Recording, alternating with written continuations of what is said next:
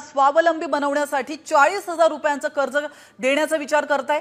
त्यांनी या योजनेबाबत विरोधकांकडून पसरवल्या जाणाऱ्या अफवांकडे लक्ष देऊ नका असंही आवाहन केलंय। नांदेडच्या मुखेड तालुक्यातील चव्हाणवाडी इथल्या कार्यक्रमात ते बोलत होते। जिल्हा मध्यवर्ती सहकारी बँका चांगले आहेत, तिथं आमचे दर महिन्याला 1,500 रुपये त्या भगिनीला जातात।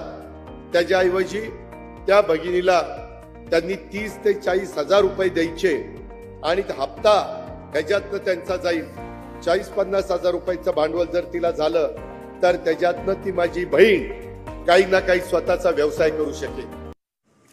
तर ज्या कर्जाबाबत अजित पवारांनी माहिती दिलेली आहे, लाडक्या बहिणींना हे कर्ज कसं मिळवता येईल आपण पाहूयात ग्राफिक्सच्या माध्यमातून।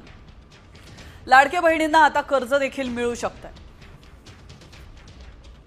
स्वतःचा व्यवसाय सुरू करण्यासाठी 40,000 पर्यंत कर्ज त्यांना मिळू शकणार आहे। सरकार बँकांच्या सहकार्यानं एक योजना आखतंय। कर्जाचे हप्ते सरकारने दिलेल्या 1,500 रुपयांमधून परत करता येतील। तर काही बँका या योजनेमध्ये मदत करण्यासाठी पुढे आल्या आहेत।